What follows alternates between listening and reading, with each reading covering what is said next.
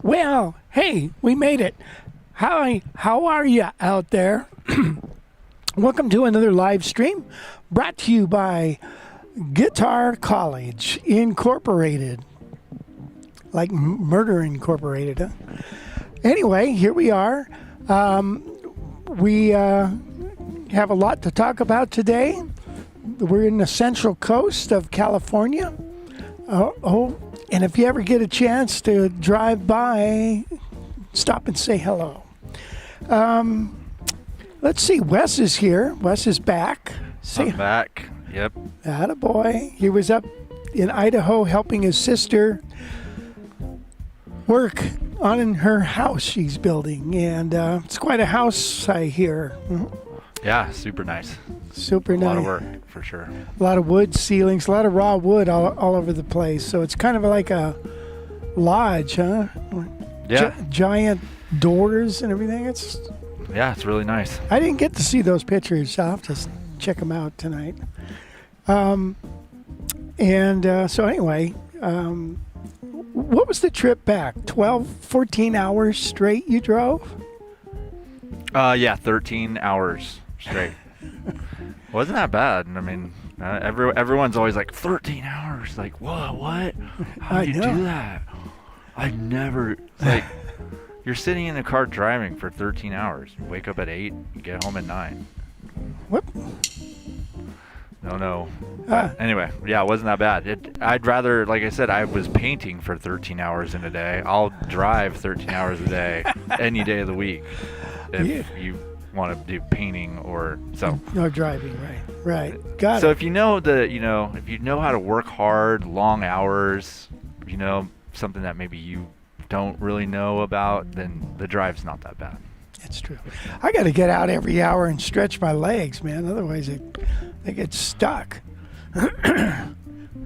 But anyways, welcome back. Gail's working the board over here. And Wes, why don't you take a roll call, see who's watching. All right. El Guitaro's here. How's it going, man? Mike Brandenberger was at the live class last night. Hey, Mike, what's happening, man? Rob's in Wisconsin. What's up, Rob? Big Steve in Olympia. Don Milland. How's it going, Don? Don Boudreau, too. How's it going, Don? Gordon in the UK. Susan in Corte Madera. Dane, nobody, bought a 372 from you, and he loves it. Let's see. Excuse me. Tony Cook's here. How's it going? Tony, he was there last night, too. Great live class last night. Rodney T. How's it going, Rodney? San Diego. Tom in Connecticut. Joel, pal, great audio right now. Thanks. Glad to hear that. Dave Smith. Butch Bowles. What's up, Butch? How's it going, man? The Jelibien. Rich, you appear to be in great shape today. Well, he fooled you. And Lachlan, quick check-in before heading off to the airport. Packed rain gear for Seattle. Where you? Catch you guys on the replay. Rebob. Hey, what are you doing in Seattle, Lach? What the heck? Yeah. Anyway, if you guys don't know, we do this every single Thursday at 11 o'clock. So you can join us. If you don't already subscribe, do that. And then you'll get notifications so you don't ever miss the show. And then, leave your comments for us because that makes the show way better. Yeah, absolutely. Yeah. And if you're not here, we won't be here either. So please show up. We really appreciate it. Yeah, and for those of you who don't know what Guitar College is, check it out. We got all kinds of stuff to offer. We got free lessons right there for you, guitarcollege.com/free lesson. And tons of other stuff on there to check out. So go there and Yeah, absolutely. I see we have Dave Smith and James McLemore is in. Hey, James. Hey, James. What's happening, buddy? So we're going to talk about this guitar. As a matter of fact, we might as well just get right on it. Don't you think? I do have something coming up. UPS was caught in a lie. This guy bought a guitar, and then it never showed up. And then he had he thought that was kind of weird, so he investigated. And wait till you see what happened. It's coming up. That's crazy. Is it crazy? About UPS? is... Well, you know they what? suck at everything, so it doesn't. To me, it's not shocking at all that they lie and Yeah, to customers and do whatever, I'll tell you what's weird is, okay, we live in the central coast of California between LA and San Francisco. If I ship something FedEx up to San Francisco, swear to God, it ends up in Phoenix. It goes down to, down to Santa Maria, over to Phoenix, and it takes forever to get up there. That's the only time I use UPS is to ship anything from where we live to the Bay Area. And then it seems to make it, and it makes it quick, and they don't have it long enough for them to destroy it. So that's a good thing. So that's about the only time I use UPS. Yeah, they don't have the best reputation, that's for sure, especially with guitars. Yeah, that's the truth. Okay, so... And this happened in the Bay Area, too, so maybe, it did? Maybe nice. Sending your guitars to the Bay Area on UPS might not be the best idea. Oh no. All right, so the other day I got a note from the Heritage rep, and he said, hey, we have this is a blonde golden eagle. Do you want it? Eagle Classic, right? Oh, yes. Yeah, excuse me. Eagle Classic. And I said, yeah. I've had guys interested in one of these. And so I shot out an email to one of them. His name's Rob. And he said, man, I'll take it. And so I just got it day before yesterday. Did a little work on it. Actually, this morning, didn't have to do much. They're coming really nice from the factory. The setup guys are pretty good. He wanted a different set of strings than I put on it. He wanted Tomastic JS 113s, and I wasn't able to get them right away, so I don't have them. So I hope to get them on Monday. But this guitar is just stunning. And Wes, if you could tune into that top as close as you possibly can, that's about it, huh? This is the tightest grain top I've ever seen. And it's just really beautiful top. So remember we talked with Pete Farmer about some of the wood and the wood selection that he goes through on some of these guitars. And this particular top is just really gorgeous. So it's a solid spruce top. The sides are solid maple.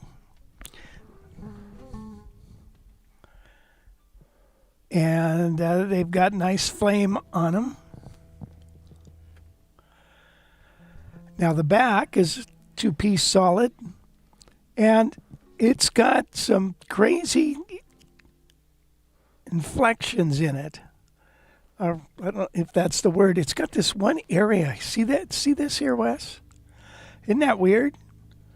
I don't know what's going on with that, but it's in the wood. You can't feel it or anything, but it's kind of unique. I've never seen that. And once again, they use that Michigan maple, and then the neck is just totally bitchin' neck. So it's a little bit, just a hair fatter. Well, I shouldn't even say that because I was. It's not fatter. My L5s are a lot fatter. And then, I have a Golden Eagle that's got a skinny three-piece or five-piece neck. This one's a little fatter. And so it's got the fingered tailpiece, which lets you adjust the tension, Seth levers, and ebony pick guard. One thing I like about Heritage pick guards is you don't have to worry about them gassing off.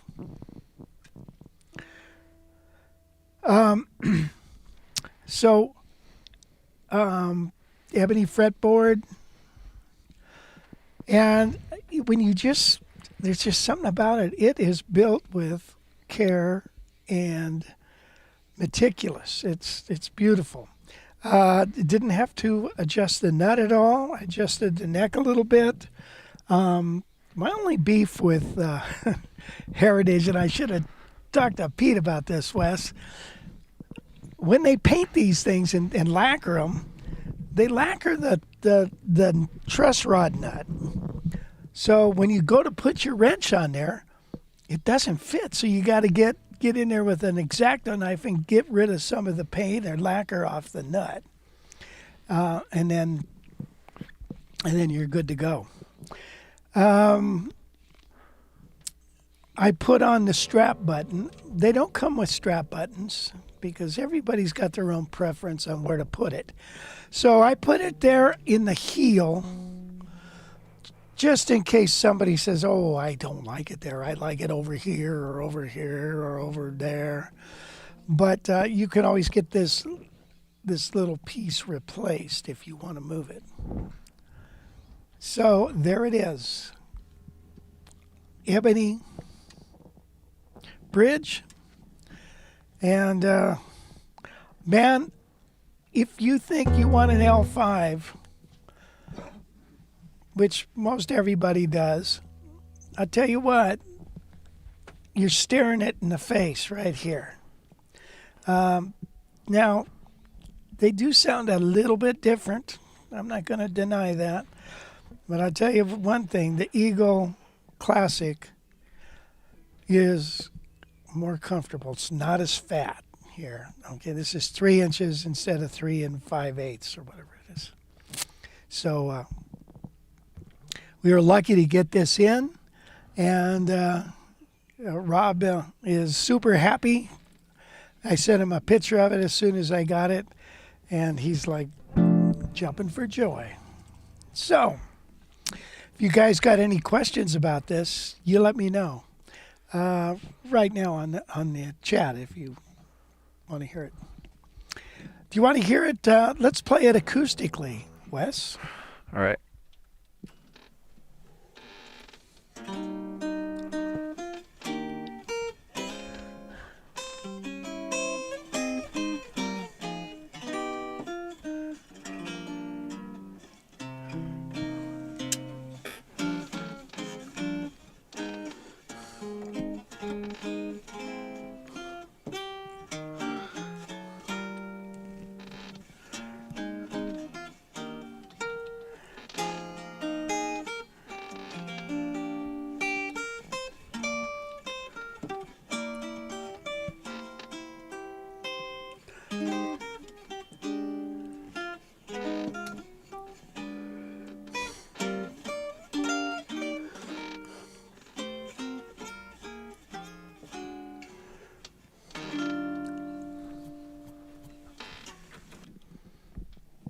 That's what it sounds like acoustically.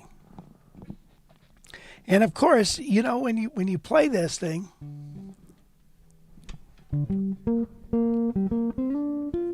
pushes a lot of air. It's got that a little air bubble around each note.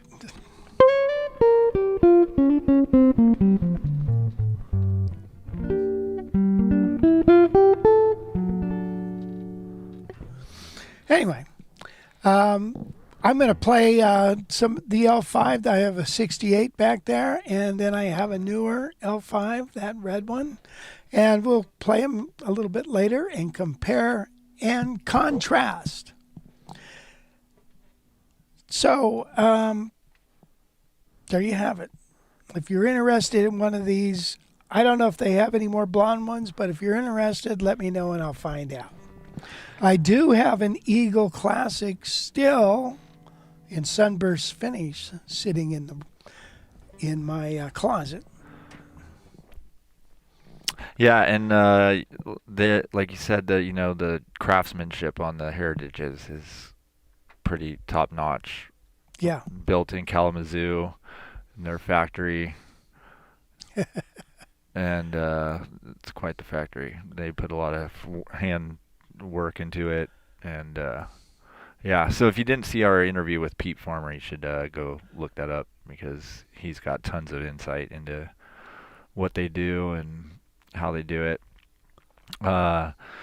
Don asks, what do you think about break-in time for a guitar? The hours it takes to open up. Well, that's a really good question. I think it takes a couple of months, man, a few months. It just takes a while. They make those things, you put them in the F hole or something, and it vibrates the wood and all that. But you got to make I've always thought you got to have one that generates an F or a B flat, okay? Because you don't want to have the key of E all the time vibrating on there. You want the key of F and the key of B flat because you're a jazz player. Maybe C, that's cool. So, but I don't know if you can dial those in or not. But yeah, I guess it takes a while. But this it sounds pretty damn good to me right off the get-go.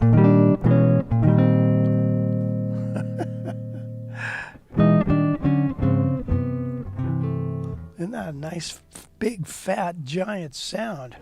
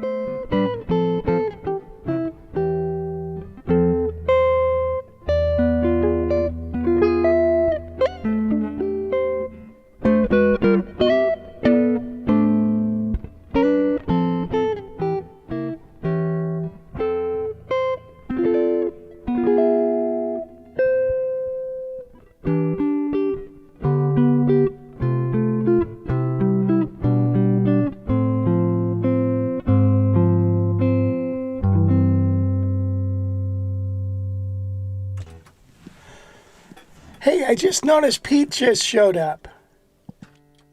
Yeah. Hey, so Pete, what do you think of this? Pete, did you see this I want to show you this little thing on the back there. What do you think of that? You see this right there? It's that little tiny, I guess, little funny imperfection in the wood, but I think it's kind of bitchin'. I like those kind of things where it's like the wood is just a little bit different right there. I think it's pretty neat. Anyway, Pete, do you have any more of these?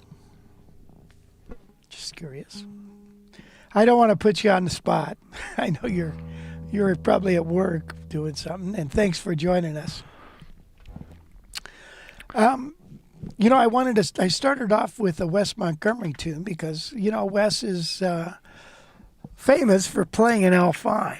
And so I got to play Wes tunes on it. Just has that sweet sound, doesn't it? Geary, how's it going, Geary? He said, request, would like to hear the tone of the guitar playing El Paso by Marty Robbins or another country jazz kick.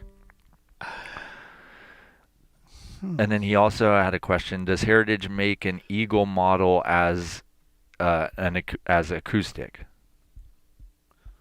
I've only seen a handful of those. I don't know. Now, maybe Pete could answer that if he's got time. Not in their regular stock. It's a custom order. If I recall, back in the day, if you wanted a guitar, that deviated, like let's say a $575 with 2 pickups. If you wanted it with just 1 pickup, it would cost you more because it was a deviation. So I don't know about the acoustic thing at all.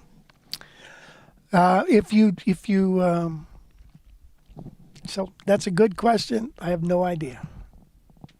Now they do make, like you can find Golden Eagles and what have you with a floating pickup. So just take the pickup off. You could do that. Gordon said the L5, is fat, just a bit too fat for me. So he would take a L4 if given a choice. Well, L4 is just as fat. It's not the bout is an inch difference, but the fatness of an L4 is the same as an L5. Gary says sweet acoustic sound. That lets you know the foundation the pickups have to work with. I could never afford this instrument, but I'm happy to hear the tones that Rich has provided through the years. And then John said for breaking in an instrument could take years depending on what it is. Yeah, I suppose so. Like they say, old violins. Or I remember when my mother bought my Telecaster. We went down to Ernie Ball. I was like 13. And she bought a 1964 Telecaster. And back then, when you went to Ernie Ball Guitars, it wasn't like Guitar Center now where there's 10 billion guitars in there. They had like 12. And they would be in their cases like coffins, all, and displayed in there. And so my teacher said, "Oh, you want a Tele? Everybody, that's the guitar to get a Tele." And it kept saying, this guitar will sound much better 10, 15 years from now. And that's a solid piece of wood. And I assume that's probably right. But man, so not just because a guitar is old doesn't mean it always sounds that good. I don't know what it is. Like this 68 L5, I wasn't happy with the sound of it. I mean, I worked on it, finally took off the pickup on the back and raised the other one and changed. And here you are with this expensive guitar, and it's okay. But it wasn't as fat, so I don't know what to say about that. Yeah, it does take years, but you gotta start with something really good to begin with. Well, speaking of Teles, Tom said, I just found out my old Tele is wired so the neck position on the selector switch gives you the neck pickup with high ends filtered out. Wondering if you've ever heard of this. Never. So neck position on the selector gives you the neck pickup with high ends filtered out. Huh. That seems like a modification that somebody did to it or something. Wait a minute. Back in the olden days, yeah, you're absolutely right. The neck position had a capacitor on it, filtered out the highs. It sounded like you took the tone control and just completely rolled off all the highs, and that's I finally had Rob Riggs. I don't know if Rob's on here right now. Rob Riggs said, it renders that pickup pretty much useless. It was their jazz sound, which was a dark, sounded like, that's wasn't really a nice sound. So he took that off, and then now you've got a pickup you can actually use, before you really couldn't use that pickup. So, Anyway, so there you have it. You're right, Tom. But I thought they stopped doing that in 68. Yours is 68, I think? Or what did he say? He didn't say. Thought it was 68. Anyway, any other things, Wes? Dave Smith says, are those tuning keys the same as the vintage Birdland? Well, the vintage Birdland has the, Cloyson, those big-ass ones on there that hardly fit on the headstock. No, these are like, Imperial pickups, or, they're just the regular old, I don't even know what you call them. Schaller type pickup, or tuning key. And then Dawn said, I do sense my Super Eagle seems to get better all the time. And then Tom's Telly, 68 body, 67 neck. And, and that doesn't mean it probably originally came like that. It wasn't like somebody over the years swapped it, because they're going to use all their parts, right? They're not gonna, just because, it's like when certain years of Gibson, when they went from the Florentine to the Venetian cutaway and what have you, certain years are like that. But then you find other years where it's like, wait a minute, this is supposed to have a Florentine cut, instead it's got the other one, and or vice versa. And it's not like, hey, when January 1st hits, we can't sell any of these guitars that look like this. It didn't work that way. So they just sold what they can and stamped the serial number and whenever the year was. And so you take parts and you use them. So that's probably the same thing. So I'm assuming, is that correct, Tom? That guitar was bought the same way, that way with the 67 neck. Okay, so Pete says they're trying to make more of these. Good boy, Pete. You got to make more of these. You let me know. Do you want to play something where we can compare it to the L5? Sure. Shall we play West Coast Blues? You want to play something with the track? Yeah. Okay. West Coast Blues, why don't we do that? It's a West tune, obviously. Well, I guess it's not obvious. Here we go. Whoa.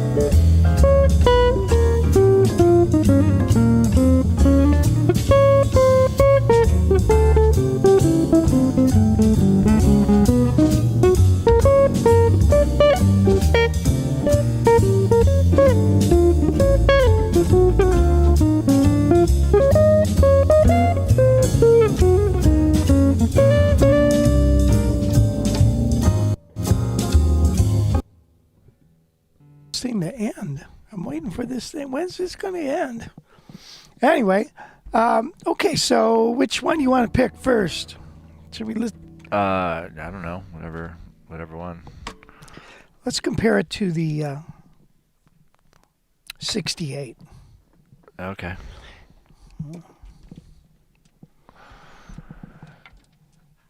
So let's see. If you guys didn't know, these guitars, I don't know what strings did that last one have. Well, it had half Tomastic and half my Diodario set. So the strings 1 and 2 are Tomastic. I had a partial set sitting around, and so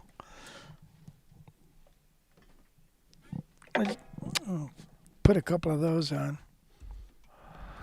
Yeah, so if you guys, all the L5s are going to have this complete set of his custom gauge strings. You can order them there at guitarcollege.com/strings, and yeah, will make your guitar sound better. They make them easier to play, I tell you that. Yeah, and then we also have a ton of guitars for sale on our site. I don't know if you guys have checked it out lately, but a lot of those are gone, Wes. Oh, really? Like which ones? Well, like the 575. 570. Well, I'm leaving these on here in case someone wants to order one. Oh, okay. Well, that one was kind of a demo. We'll have to fix that a little bit. But I didn't know you sold that one. Yeah. We also sold the D'Angelico. Oh, well, same thing. I mean, they're leaving all these on here so people know that we have them and we can order them for people. Okay.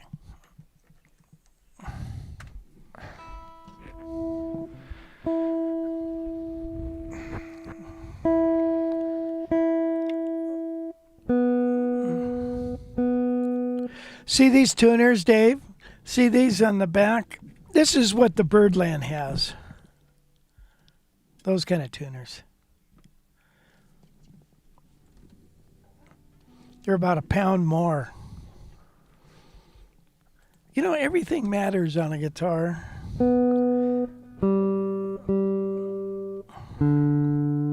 Even the shoes you're wearing. By the way, I have the action really low, so the higher the action, the better sounding the guitar. A lot of times my guitars are so low that they kind of choke out the sound a little bit. But anyway, all right. So here's this guy.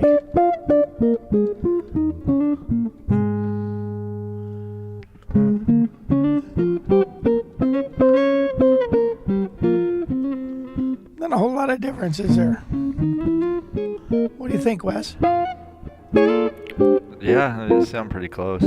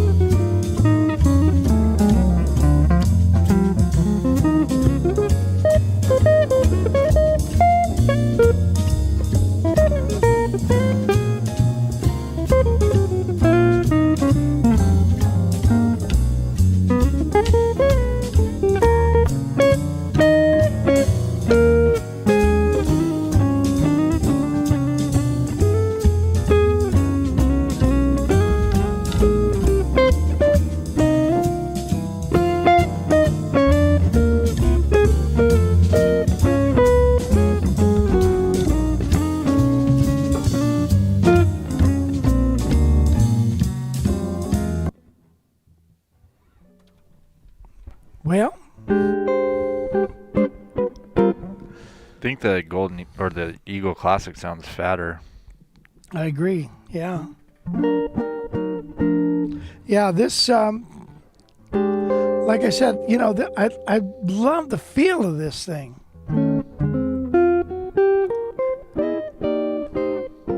And it's a beautiful guitar. It's fun to play.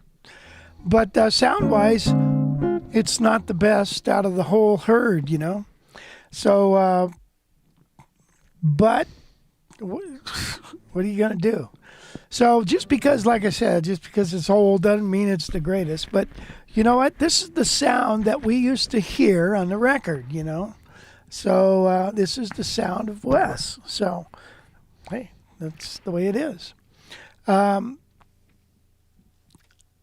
Yeah, let's listen to this acoustically. It sounds like this.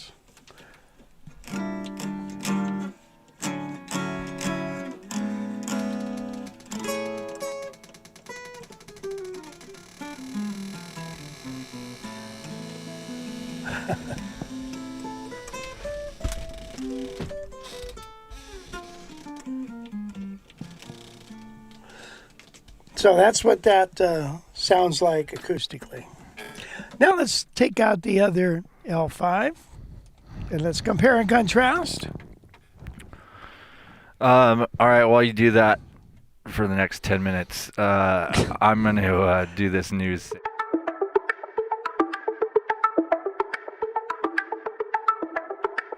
So there's this guy in Hayward who bought a guitar off Guitar Center. Guitar Center has a little thing that's kind of like Reverb. You can be a seller and put your stuff on Guitar Center. So it's kind of like Reverb. Guy in Hayward buys a guitar and never shows up. So he calls the seller. Seller's like, well, I sent it. They both call UPS, and UPS starts telling him a bunch of lies.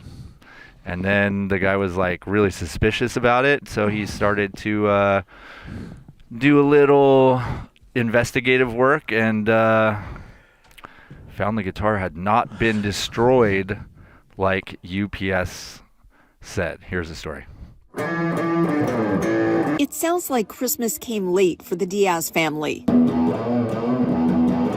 It's a nice guitar, I like its tone a lot. 16-year-old Damian Diaz just recently received his gift. His dad Tony purchased this guitar months ago from seller Adam Halsey. I shipped them all at the same time from the same place, printed the labels right here at home. The guitar was one of 3 in the shipment, but only 2 arrived. This Dime Slime guitar seemed to be stuck in Lathrop, California. Calls to UPS customer service revealed all kinds of reasons it wasn't delivered. Burned up in a California wildfire, fell off the truck, fell off a train. So many different stories. The package was damaged beyond repair. All contents were destroyed and discarded. Halsey received some compensation from UPS, but not an amount he felt was fair. UPS says it was going off the amount Halsey insured the shipment for. Meantime, Tony Diaz had a hunch the guitar was still out there. I just had an intuition that the guitar was stolen and that it wasn't damaged and destroyed. Sure enough, on a search, the exact Dime Slime guitar appeared on a Guitar Center website, down to the serial number. 21-1564. That's like a VIN number on a car, and it's there for reasons just like this. Halsey snatched it up, and Diaz made the drive to Bakersfield to get it. It was 3.5 hours to get there, and it was 4 hours to get back.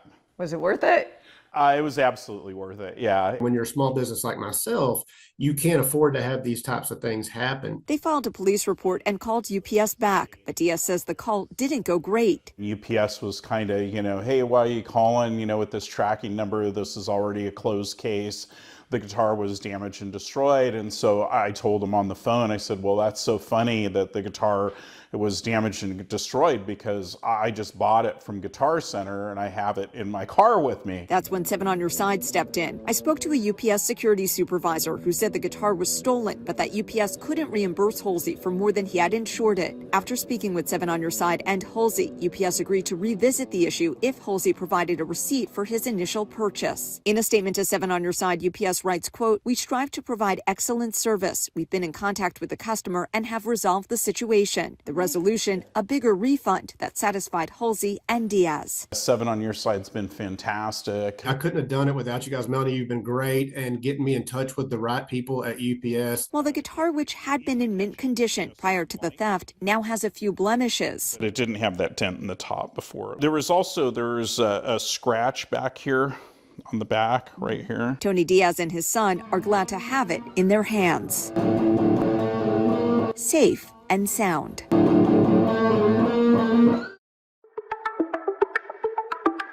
That's UPS for you.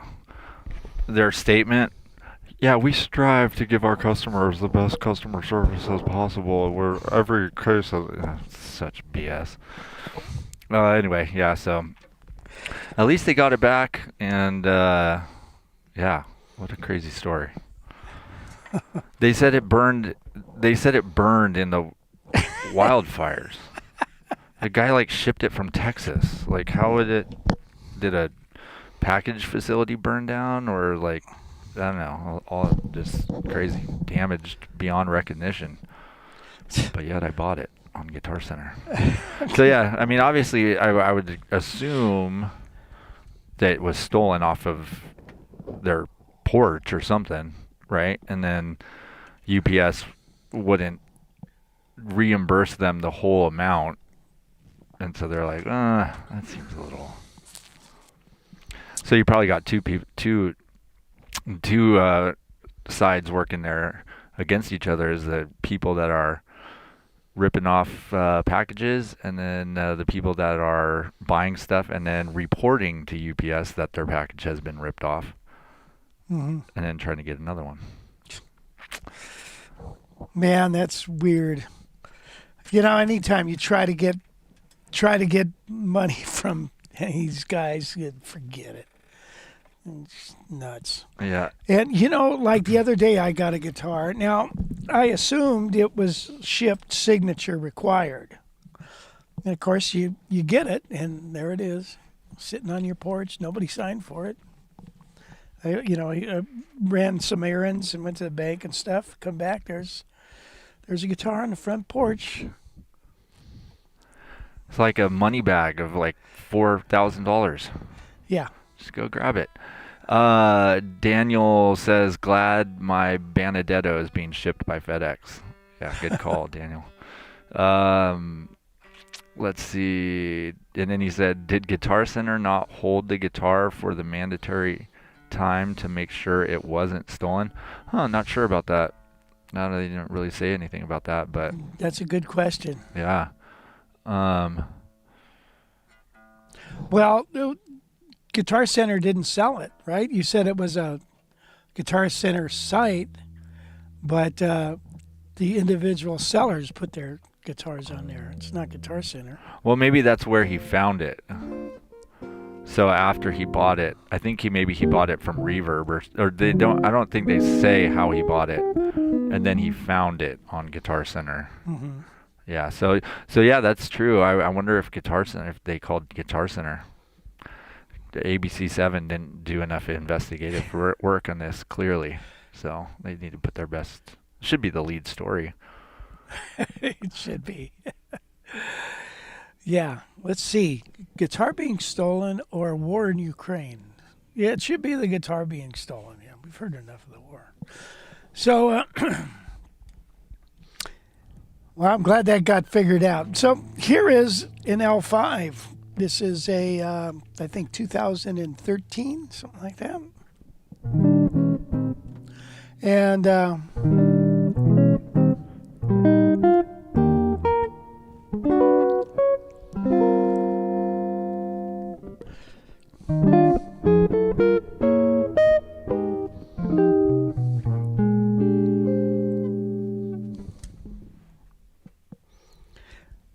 let's do a little playing with this one.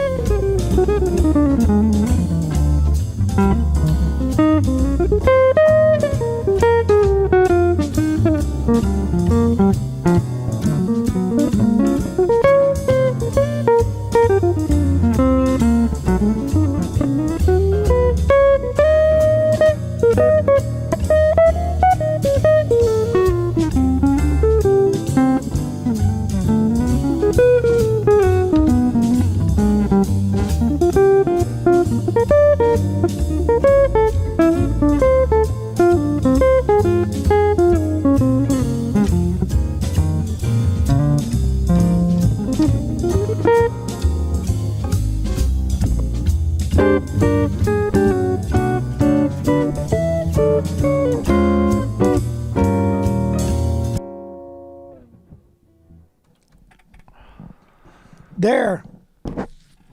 Yeah, Dave said, "Wow, the 2013 has my vote." That sounds more closer to the Golden Eagle for sure. Mm-hmm. Yeah.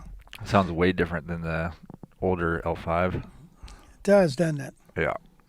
Crazy. So Let's see. Mark Larkins is here. How's it going, Mark? Hey, Mark.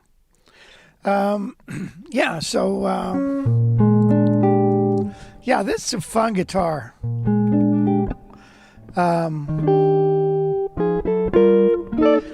It does feed back, I gotta say. It feeds back a little more than an Eagle. And then you end up rolling off all the lows and the low mids and stuff, so it doesn't feed back, and then now you just killed the sound of the guitar. So the guitar really is a great guitar for recording, for real soft gigs. If you play it, you got to get away from the bass player and any other sound that could make that top start vibrating. When I look at this top, and then I think of the top there, over here on this guy,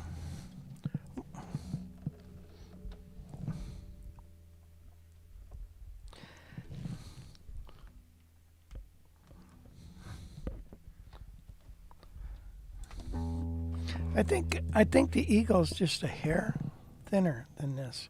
I imagine they're all different. They're all different guitars, right? Somebody asked Mitch Holder, he used to work for Gibson, and he knows a lot about guitars. Like when the Norland took it over, so they were saying, what's the difference in a lot of the guitars between the two? He said, well, before Norland took over, 2 out of 3 guitars were pretty good.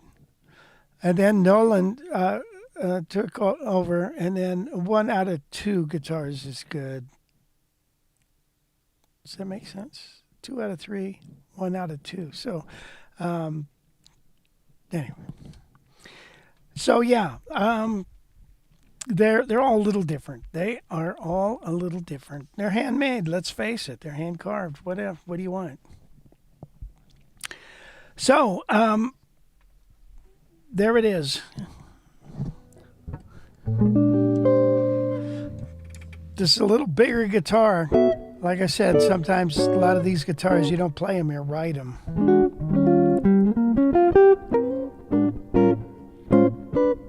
I like the frets better on the Eagle.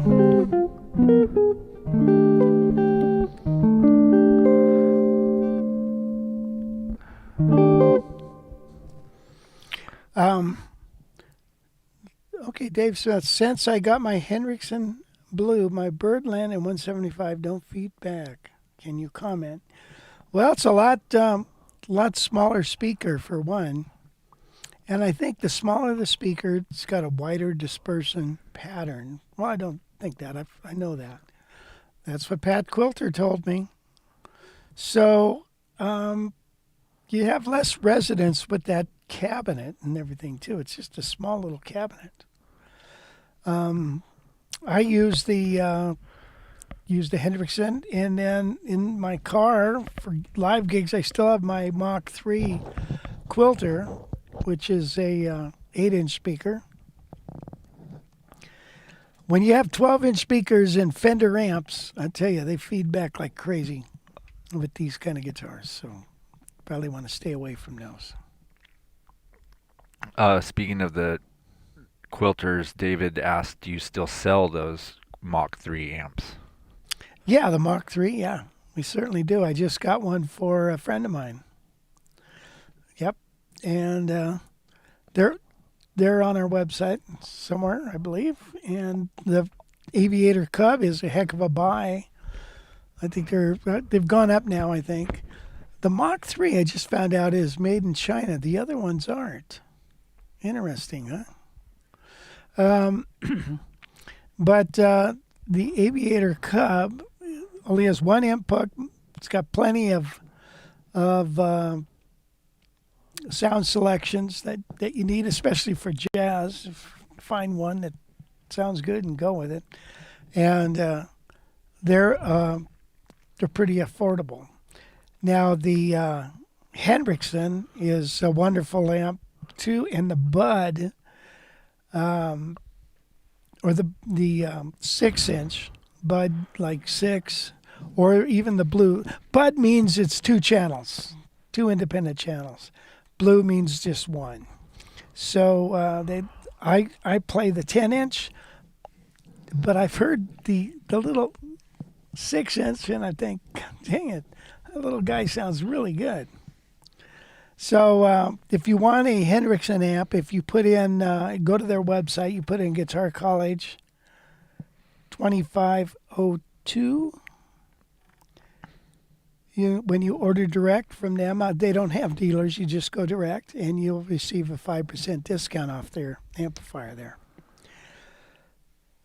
And off any amplifier with a gig bag, shipping and sales tax included. Really? So anyway. Okay, let's see. Let's take a look now. Yeah, the XL1 is gone that we showed a couple of weeks ago when we did the D'Angelico, where we had 4 of those models. The EX1 is gone, and the guy loves it. He says, just love it. So that's great. That was the the least expensive of the two, and it probably was the sweetest sounding. It's crazy. Jeez. Yeah, those are nice. Yeah. You can order one from us. You sure can. So we had a wonderful live class last night. Right, Wes? Yeah. And we had quite a few participants. It was on the diminished modality of the tonal sound of diminished scales. And I'll tell you what, when you do a deep dive into some of these things, you find things that you never would have thought of before. One of the things about diminished, if we could just talk about that for a little bit, I think you guys might enjoy this, is that, you know, when I learned diminished scales, you know, you usually learn a pattern that goes across the neck.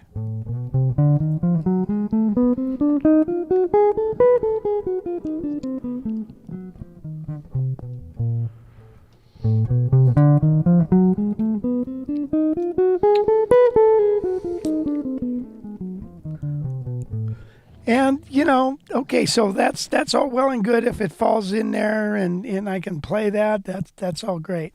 But when you start really tearing apart the diminished scale, you realize that the dominant diminished scale, which is the one that we like to use, because if I use D dominant, if I'm playing over a D altered chord, so the dominant scale starts with the half step.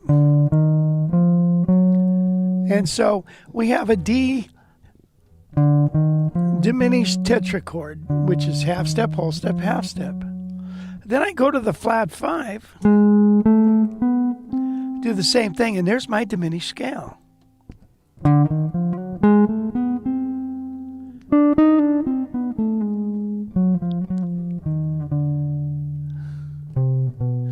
Let's do its resolution. So.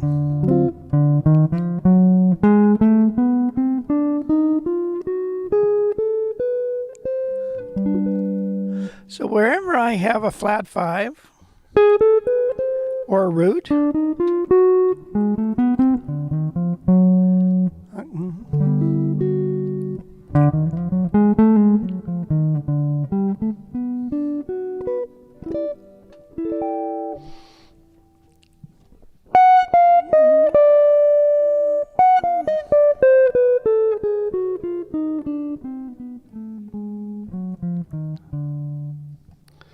then, so now the diminished scale is not in just this one little shape, it's all over the place. And it's a little easier to understand and to handle. Now, if you break it down into, you know, a tetrachord is 4 consecutive notes. If we break it down into a trichord, 3 consecutive notes, I get something that looks like this. It's a modal, I like to call it a modal fingering of a half step, whole step, and then a minor of a whole step, half step. And it alters between those two, alternates.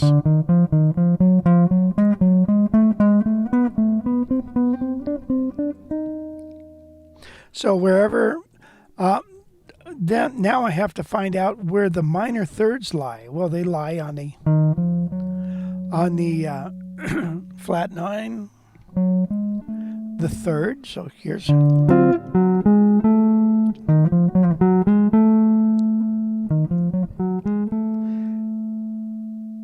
They also lie on the 5th,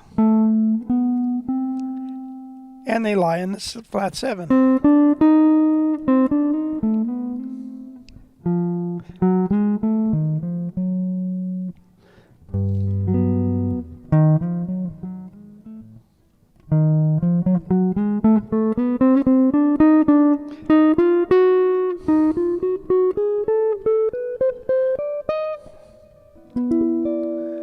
Now it doesn't sound so much like a diminished scale, does it? All right. So we took a real deep dive into that class. And I would urge you, next time we have a class on a subject, join us. I think you'll have a wonderful time and get to ask questions and talk about whatever. Most people don't ask any questions because I'm busy talking. But I always ask, you guys got any questions? There, every once in a while, somebody will pop up with a question. Hey, there's some of the group right there. And it's really a good time.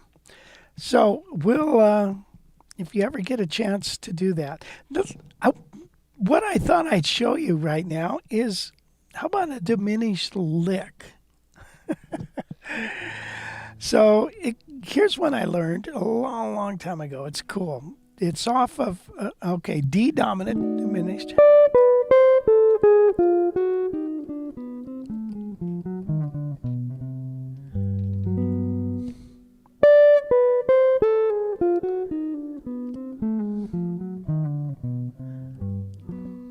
Isn't that cool, Dick?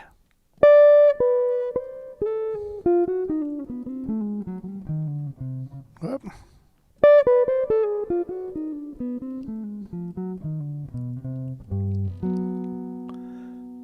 Okay, so that is, and I, a long time ago, I learned a whole bunch of diminished licks. There's so many of them, And then you learn these licks, and it's like, it's very hard to plug them in because you don't, how am I going to plug this lick in? But if I learn the scale and really learn it well and understand its makeup, I can make music with it, you see, and not just play some lick, even though the lick is cool.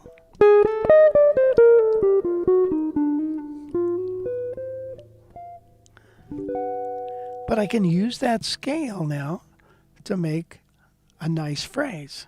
So you really got to learn that scale up and down, all over, around, and take it apart. The way you take it apart is with tetrachords and trichords and dichords and arpeggios and thirds. And then we get into the cool stuff after that. So anyways, again, join us next time we have something going on like that. You'll really be happy you did. Right, Wes? Yeah. Okay. We don't have any classes on the schedule, so we need to get some going. But Yeah, you'll hear about it when we do. sure thing. Okay, Dawn says it's hard to hear with your eyes on those. Hard not to hear with your eyes. Isn't that the truth? Yeah. So this is pretty, right? People love this guitar. I played it at a few gigs and they're like, God, that red guitar sounds good. It's red. And it's like, yeah, it is. Oh, that's another guitar that's gone, Wes. Is the red Herb Ellis. Oh. Yeah. She's gone. So, remember was it last?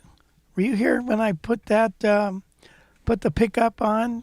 I took the old pickup off and put the new one on? No. Okay. But I did make a video of that, and so we have to put that out there. So anyway, that is, so that guitar is gone. Red goes to their head.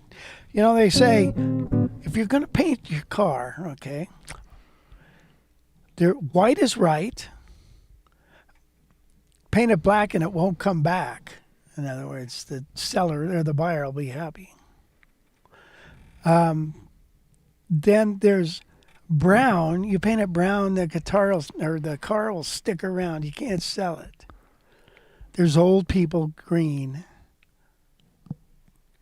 But then red will go to their head and you'll sell your car. So remember that. Good information. All right. Shall we play another tune on this guitar? Sure. Let's do it. Okay. Let's play a little bebop blues. Opera. Where is that?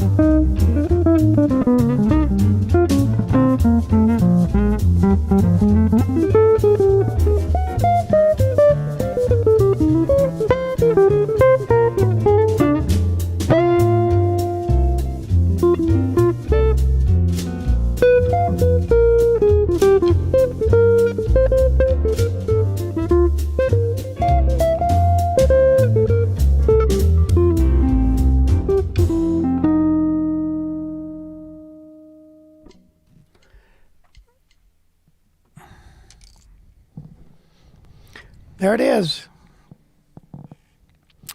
Well, Wes, what's going on over there? I don't know. I don't. Nothing.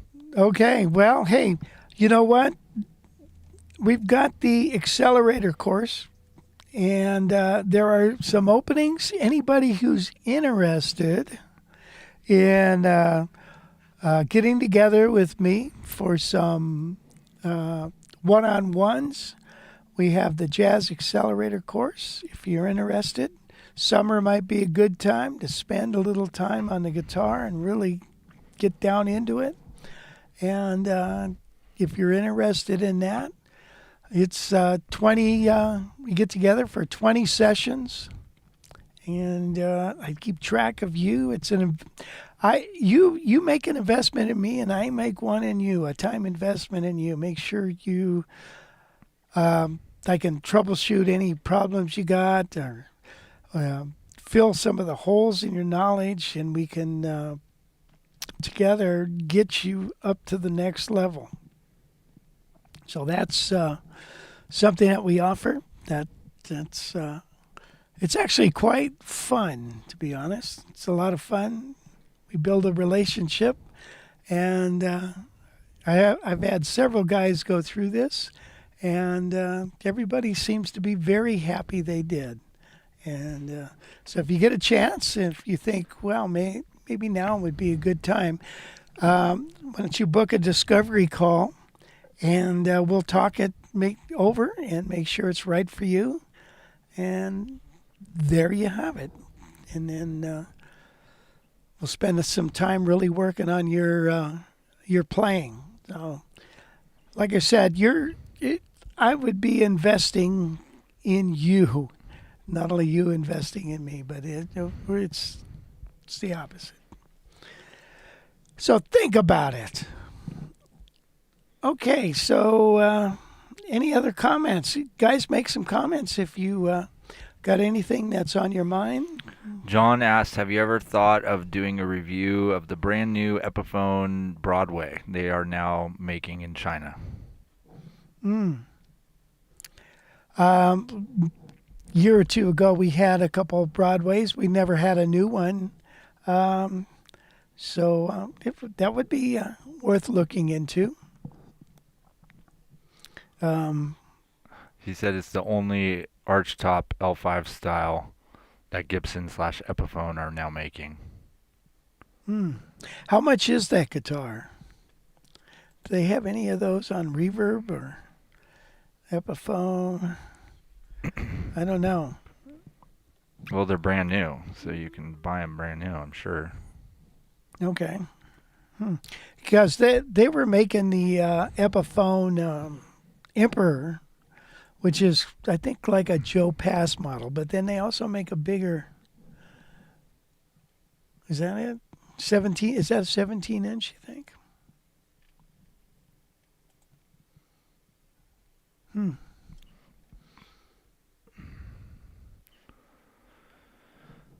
I don't know. Now we haven't reviewed that. Yeah, I don't know how big it is. But it's $1,000. Yeah. Well, can't beat that. That's a pretty good price, huh? If it is what it is, and those are poly finish.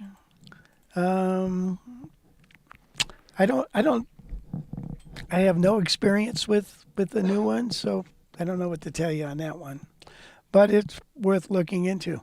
I was looking at this comment from Jerry. He said, I shipped a Gibson 175. When it arrived via UPS, the headstock was broken off. I did everything according to instructions to file a claim.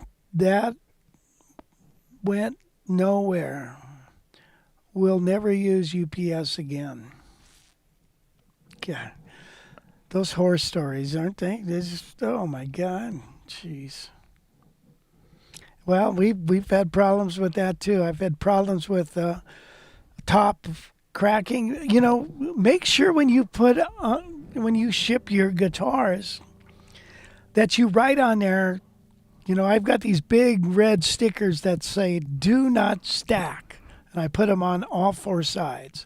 And then I also have fragile with the arrows pointing up, so the guitar isn't laying on the ground so somebody can step on it. And do not stack means don't throw a barbecue on top of this thing. Don't stack a bunch of, it's a big box, so people they'd like to put it on the bottom or whatever and stack a bunch of crap on top. Don't do that. So do not stack. Make sure you write that on there. Whether or not they look at it is a different story. Or they might be like Jim Carrey. What was that, Pet Detective? Right. Yeah. So, yeah.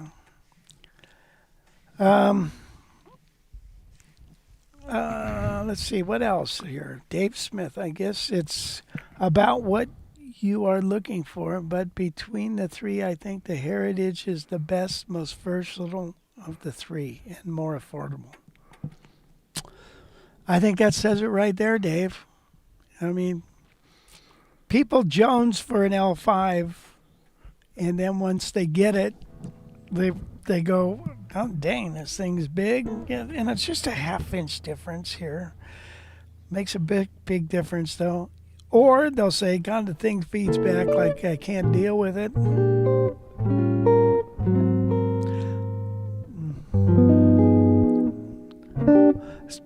The eagle is a nice way to go. The eagle never hunts the fly. Listen, and I'll tell you why. Let's see. What else? Wes, anything else on here? Yeah, Tom asked, Rich, what are the main differences between Charlie Christian pickup and a Rhythm Chief? Well, the Rhythm Chief still is a pole pickup. The Charlie Christian is a blade pickup that goes across all 6 strings. The early Charlie Christian pickups have this big old magnet, and they've got this. The pickup is made out of, I forget the material. It's a special. What's the word? Just material that the magnet's made out of, and so it's different. The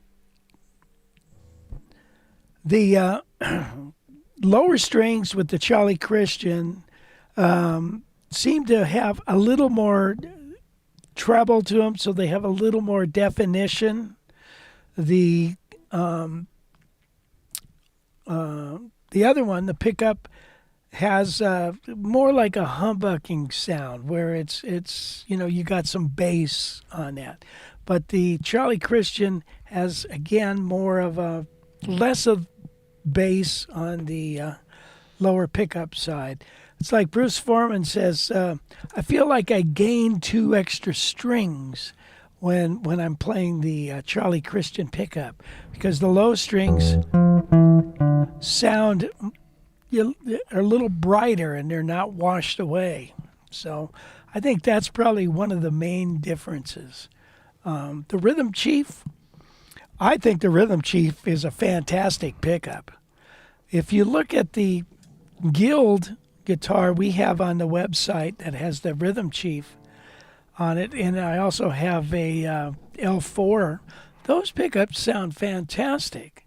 So I don't know.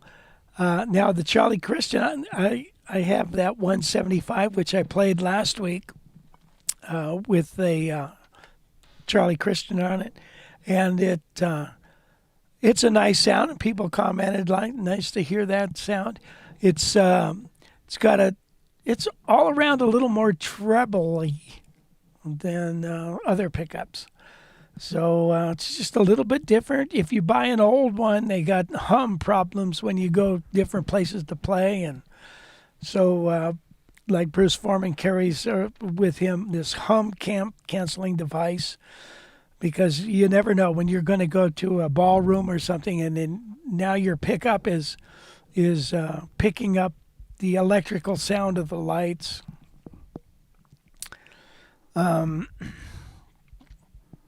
It's just really different. So you got to take that into consideration. Now, the newer blade pickups, I don't know if they do that, if they've got that. It's a cobalt magnet. That is correct. Cobalt. I was thinking that. Yeah, because it's like radioactive, man. That's what those old pickups were made out of. So you could build a bomb with them.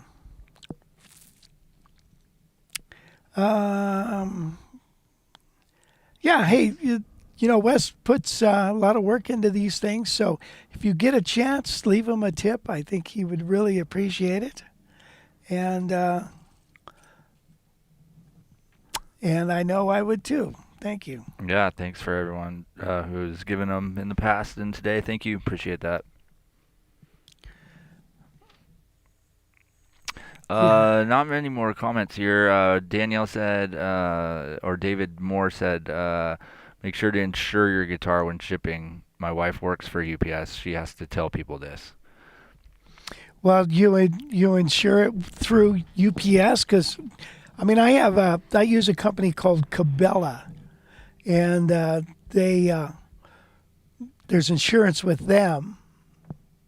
And the claim I had, it was, they didn't pay worth crap anyways.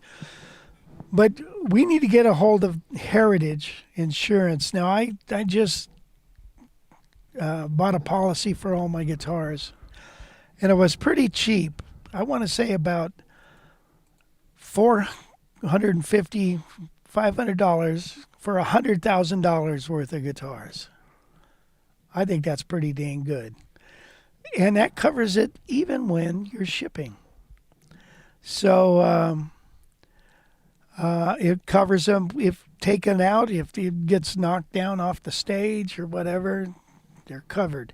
So it's a company that's has musicians in mind. So you might want to check them out and see if you can get a blanket policy for your collection. Sure wouldn't hurt.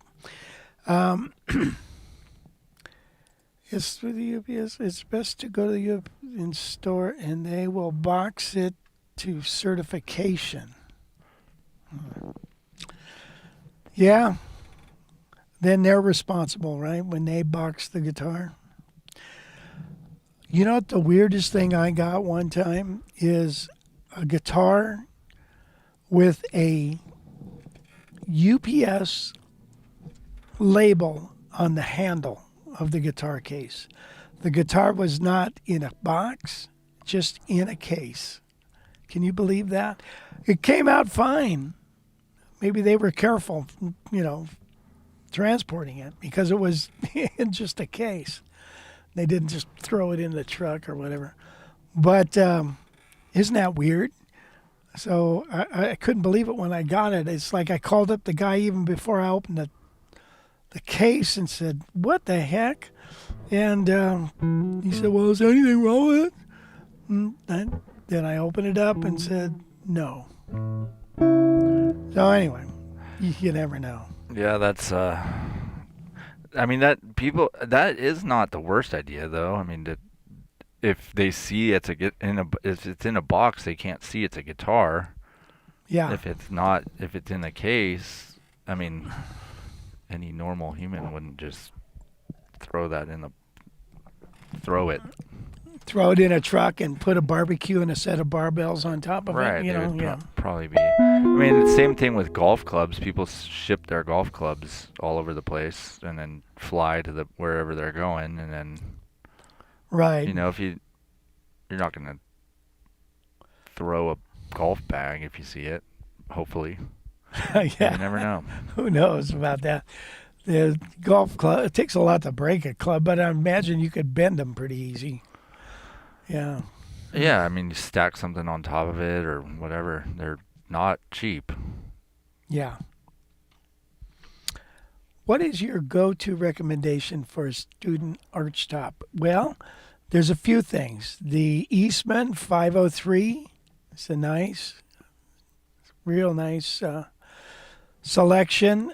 One of the D'Angelicos, I like those. The Eastmans they're very nice, very nice. D'Angelicos are very nice too. So either one. Eastmans are a little lighter. So if weight is a problem, like I had somebody interested in that Ibanez Johnny Smith. And he said he went to a store and tried one. He found one, a 77. And he says, "Oh, that's way too heavy. It's way too heavy." And okay. But it sure sounds good. But anyway, there you have it. Any more questions about anything, you guys? Not that I see. Well, maybe it's time to head on down the road.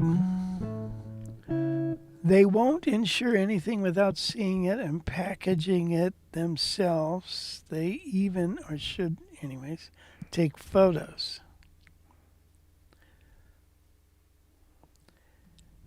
I have sent $40,000 lab instruments and have them boxed, double boxed.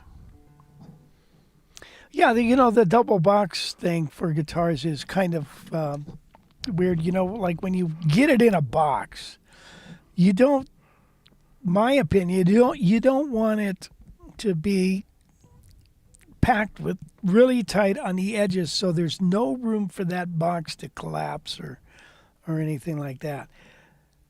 I don't think that's a good idea because it just puts more pressure on the guitar when that happens. If it's got a little bit of give, and you don't want it rocking around in the case, don't get me wrong. So here's what I do. If I put it in a case or a box, I find some little boxes to put around it, and that ensures that the box has a little more strength on the edges. So, when the box is out here, you've still got this room to give. If it's tight like this, there's no room for it to give.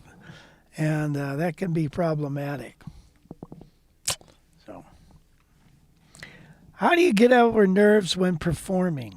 Do you get nervous? Of course. That's what makes it fun. If you don't get nervous, you don't conquer anything.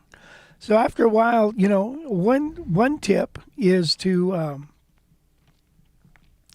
record yourself a lot, because you get nervous when you record yourself, and then you get used to that feeling after a while. I remember hearing Johnny Carson talk about, I still get nervous. I don't know how many of these shows he did, a couple thousand.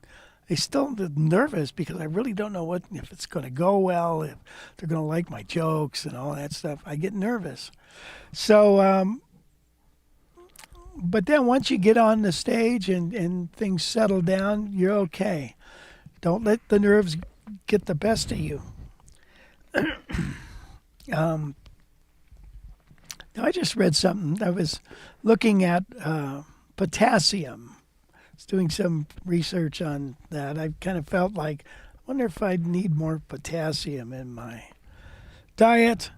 And one of the comments I read was a classical violinist, I believe, who played in a symphony. And she said, I get so nervous before, but I find if I take a potassium pill a couple hours before, I'm a lot less nervous, a little more calmer. Isn't that weird? Have you ever heard anything like that, Wes? No. Because you're health-minded. Yeah. So, wow, that's a trip. So calcium, those kind of things. Of course, there's always pot, but that doesn't work. You're like in another world. That doesn't work. Don't ever do that, by the way, and don't drink too much alcohol. Sushi has potassium. Sushi at Yosemite, of course. Of course, Dave, you've been there before. You know that we have plenty of sushi, and it's in the pond out in front there. You just got to catch it. Play another tune. All right, let's play. I'm gonna go back to the Eagle. Let's play another tune.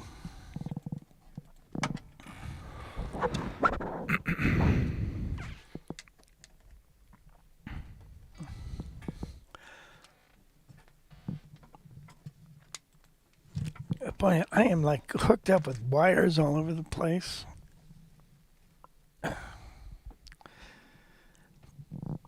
Talk to him, Wes. Right.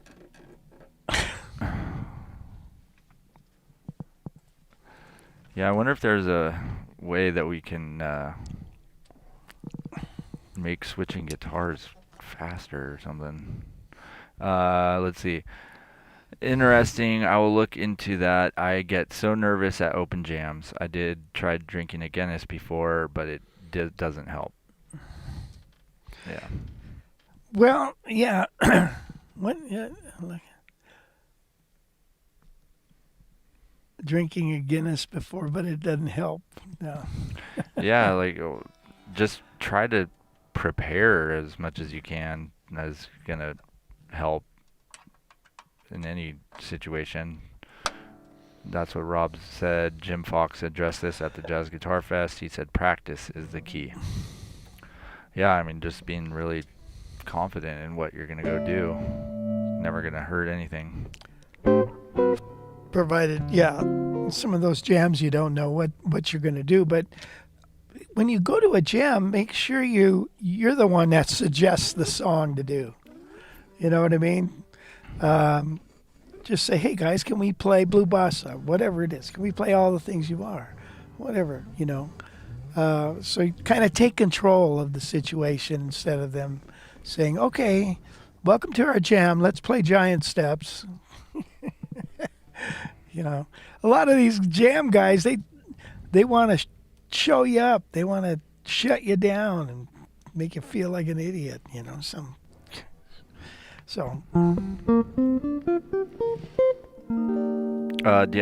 Daniel says, play out more. It's always the big hurdle. Get a church gig. Those are low pressure. Yeah. Yeah, church is really a good place to play. It's fun. It's for a good cause. It's meaningful music, so why not? I played in church for, I don't know, 25 years. You did too, huh? Yeah. Yeah. So it's good. Also, you could get a coffee house gig at some coffee house where everybody's yakking anyways, and you got the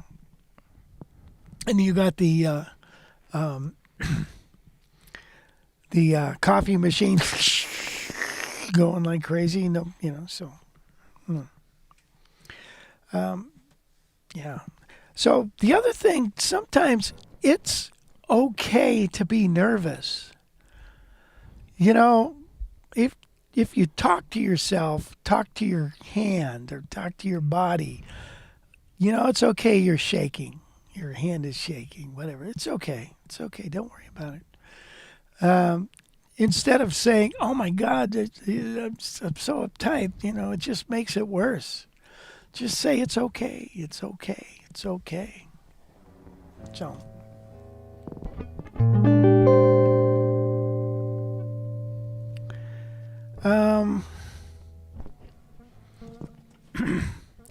I want to buy an Eastman first right now. It will be a 480 or a 503 from UK. Can also get a 503 brand new. Has been in the hard shell for some years. Did Rich cut the nut on both guitars? No, I didn't.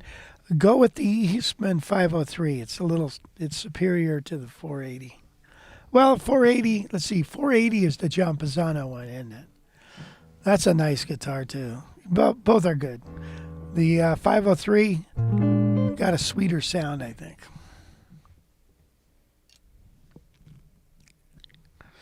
Well, let's see.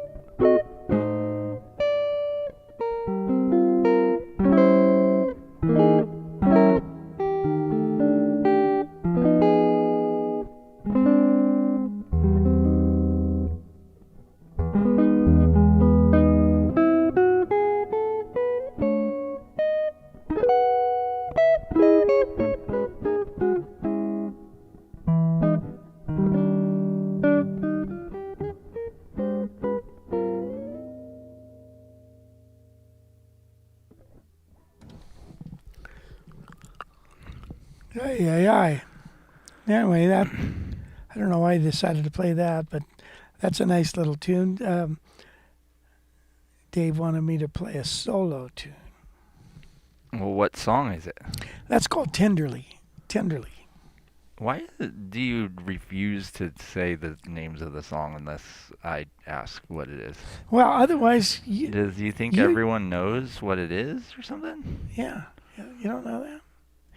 Well, How many people here knew what that song was? raise your hand. And get like 3 people. Let's say I knew it. Well, I don't know. Maybe Gordon said maybe it's the reverb, but you sound like a slightly warmer version of Joe Pass. A fantastic sound from that heritage. Well, that's nice. See, Dave knew the song. Dave knew it. There you go. One person. Let me play another one. And whatever you do not tell us what the name of the song is. That Robin knew it. I was gonna say Rob too. I bet Rob knows it. Look at Jim. Julia knew it. Pat Evans. Okay, this is They Can't Take That Away From Me. One of my most favorite songs.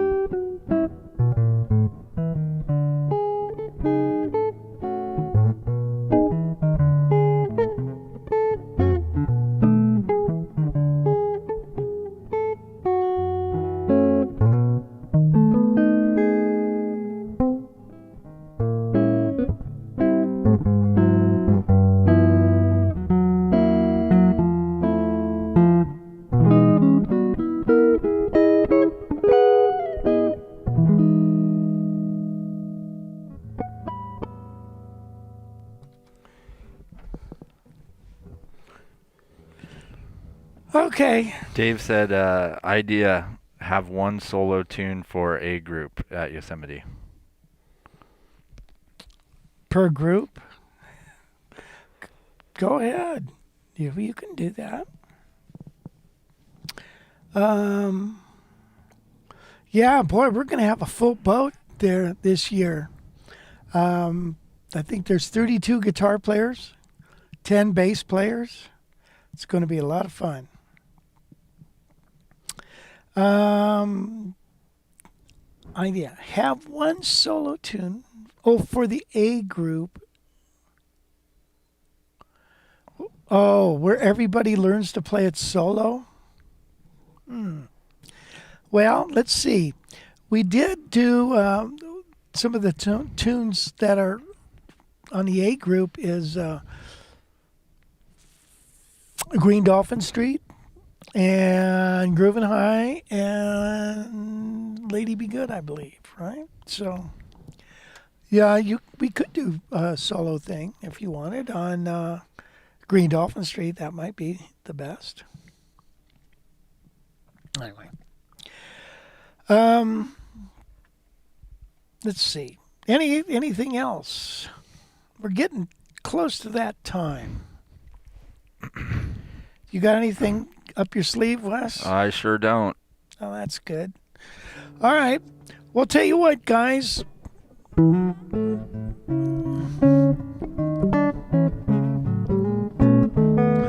If you enjoyed today, please hit subscribe and the like button and all that. And we'll see you in a week.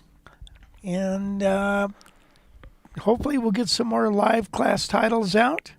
And we'll have a good time at another live class. In the meantime, if you're interested in any of my heritage guitars, I have this one's spoken for, but I do have a Sunburst one available. And that's a beautiful guitar, man. So if you get a chance, take a look at the pictures, and I'll tell you, you won't regret buying a Eagle Classic. Not if you like Wes Montgomery. So, let's wrap it up, Wes.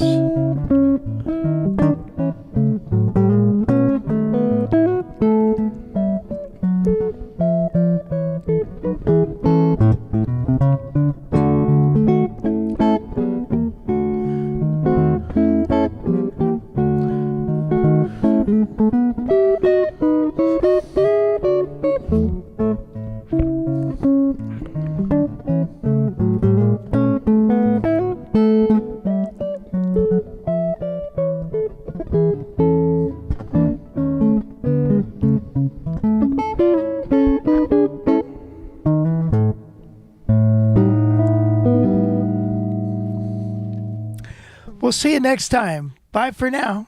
Thanks, Wes. Thanks,